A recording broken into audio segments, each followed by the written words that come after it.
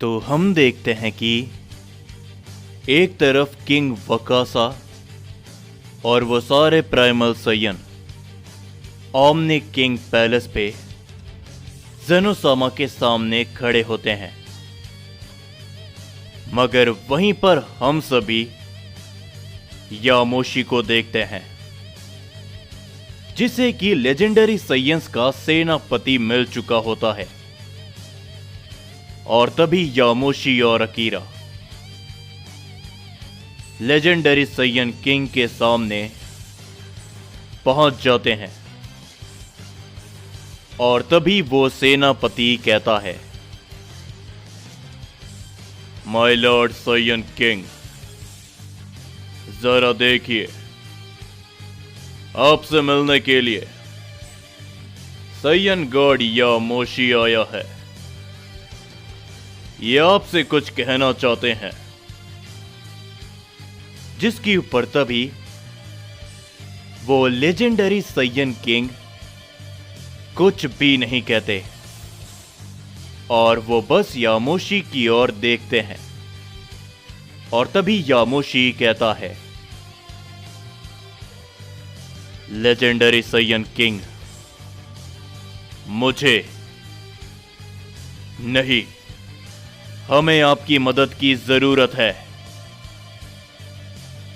एक साइयन किंग के खिलाफ मल्टीवर्स 9 का प्राइमल साइयन किंग वकासा वो लौट कर आ चुके हैं और उन्होंने हमारे मल्टीवर्स के लगभग सभी साइयंस को खत्म कर दिया और अब मैं ही बचा हूं। इसमें मुझे आपकी जरूरत है और बचे हुए लेजेंडरी साइयंस को भी, मल्टीवर्स 7 के साइयंस को। तो बताइए, क्या आप हमारा साथ दोगे, लेजेंडरी साइयन किंग? और तभी हम सभी लेजेंडरी साइयन किंग को देखते हैं, जो कि कहते हैं, साइयन गॉड यामोशी, कहीं तुम इस बात को भूल तो नहीं रहे?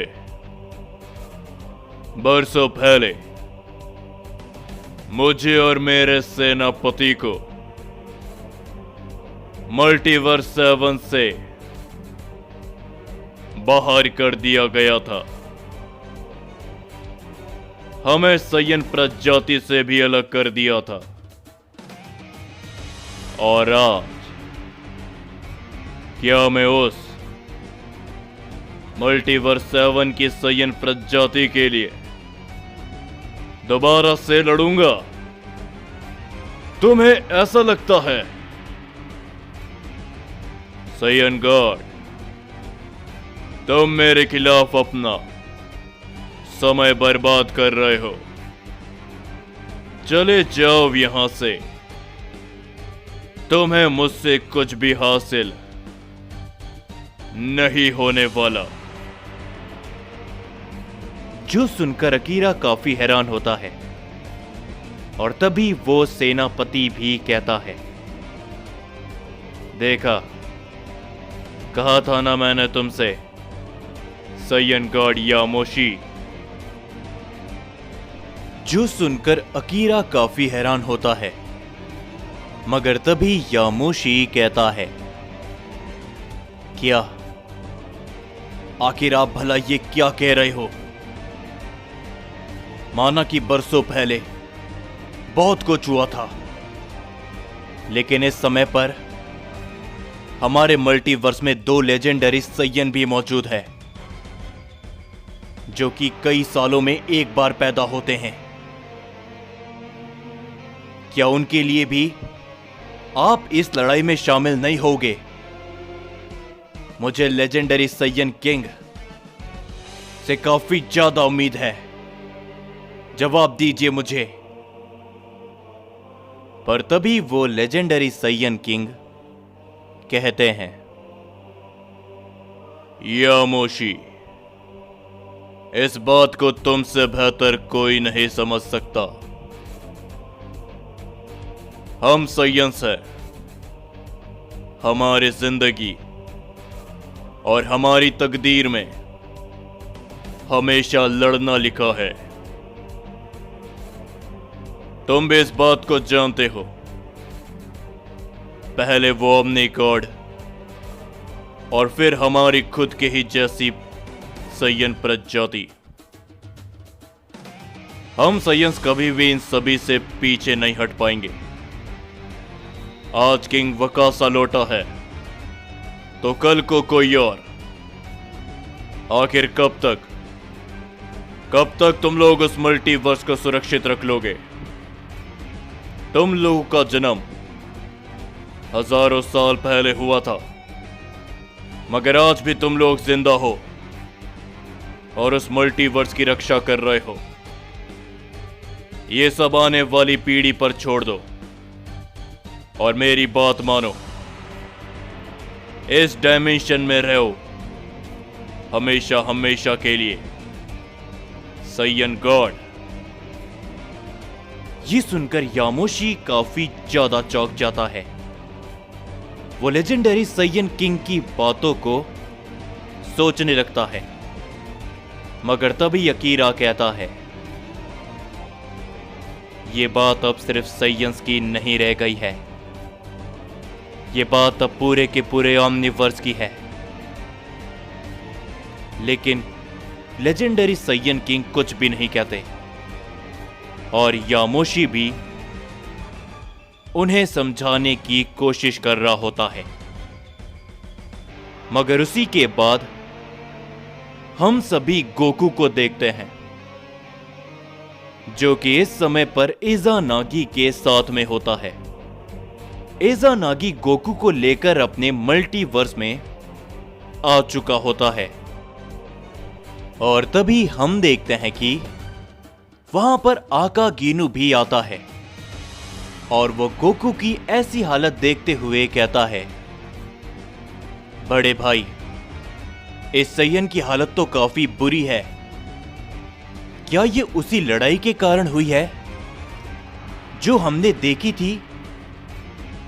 मगर ऐसा है तो ये सयन जिंदा कैसे बच गया?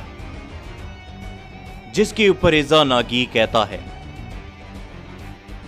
क्योंकि इस सयन के ऊपर इसके दोस्तों ने इस पे भरोसा किया है। आकागीनू, चाहे कुछ भी क्यों ना हो जाए, गोकू हार नहीं मानेगा और ना ही हम इसे हार मानने देंगे। इसे हील करना होगा और साथ ही में इसे होश में लाना होगा। इसमें मुझे तुम्हारे भी मदद की जरूरत चाहिए होगी। आकागीनू, तुम्हारे अंदर जितनी भी डिवाइन कोर की ऊर्जा है वो इस सयन गोकू के अंदर डाल दो। ये सुनकर आकागीनू थोड़ा सा चौंक जाता है।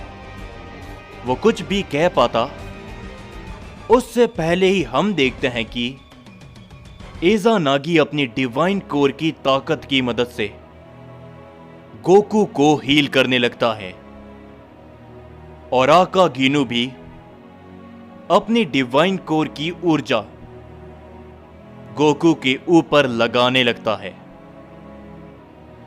और वो दोनों ही भाई मिलकर गोकू को हील करने की पूरी कोशिश करते हैं। और तभी हम देखते हैं कि आकागीनू कहता है, बड़े भाई, वाकई में क्या आप अपनी पूरी डिवाइन कोर की ताकत का इस्तेमाल इस सयन को हील करने में कर दोगे? जो सुनकर इज़ानागी कहता है, हमारे पास और कोई चारा नहीं है। जिस तरीके से सयन की धड़कनें चल रही है उस हिसाब से ये बहुत जल्दी मर जाएगा, तो इसीलिए हमें ये करना होगा। क्योंकि मैं जानता हूं कि अगर ये सयन जिंदा नहीं हो पाया या फिर बच नहीं पाया तो फिर ये पूरा का पूरा ओमनीवर्स उस पहले सुप्रीम एंजल ओज़मा का हो जाएगा और साइयन किंग वकासा का, और फिर हमारा भी नामो निशान मिट जाएगा। तो बातें मत करो और अपना पूरा जोर लगा दो आका गीनू। ये सुनकर आका गीनू हैरान जरूर होता है, मगर वो अपनी पूरी ऊर्जा का इस्तेमाल गोकू को हील करने में लगा देता है। और तभी हम देखते हैं कि एज़ानागी गौर करता है कि गोकू की उंगलियां हिलने लग जाती है।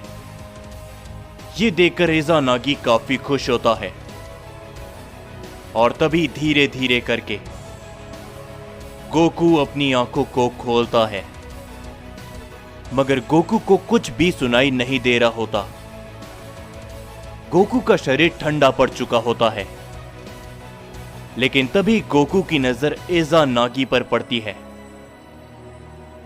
जो कि गोकू को हील कर रहा होता है। और गोकू कुछ भी नहीं कर पाता और गोकू ना ही कुछ कह पाता है, मगर तभी एज़ानागी कहता है, आराम करो गोकू। ये देखकर काफी खुशी हुई कि तुम सही सलामत हो। बस कुछ समय और लगेगा और फिर तुम पूरी तरीके से तैयार हो जाओगे सन गोकू। और उसी के बाद हम सभी खजान और राइजो को देखते हैं। इस समय पर राइजो की काफी बुरी हालत होती है, लेकिन तभी खजान कहता है, मैं तुमसे लड़ना नहीं चाहता, समझे राइजो। इस समय पर बहुत बुरा हुआ है साइयन पिता के साथ, हेरोइक किंग के साथ और उन बाकी के साइयंस के साथ।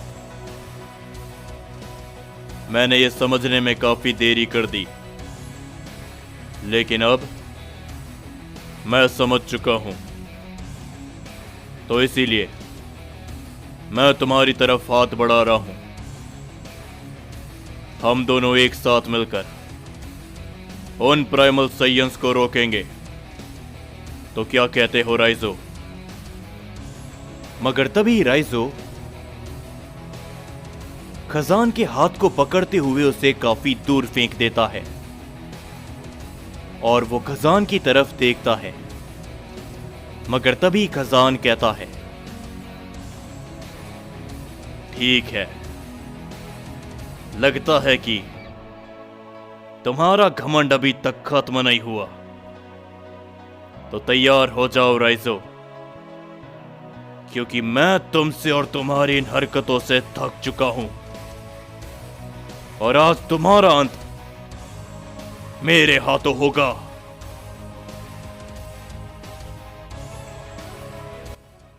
जाने से पहले मैं आप सभी को एक और स्टोरी के बारे में बताना चाहूंगा, जो कि प्राइमल साइयन और साथ ही में अकुमो और यामोशी के ऊपर है। आप सभी देख ही रहे हो कि इस स्टोरी पे लेजेंडरी साइयन किंग भी आ चुके हैं।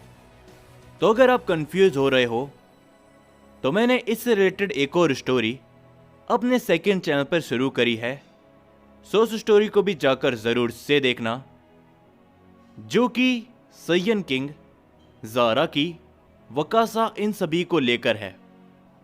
उस सेकंड चैनल का लिंक आप सभी को डिस्क्रिप्शन में मिल जाएगा, तो जाकर उस स्टोरी को भी जरूर से चेकआउट करना।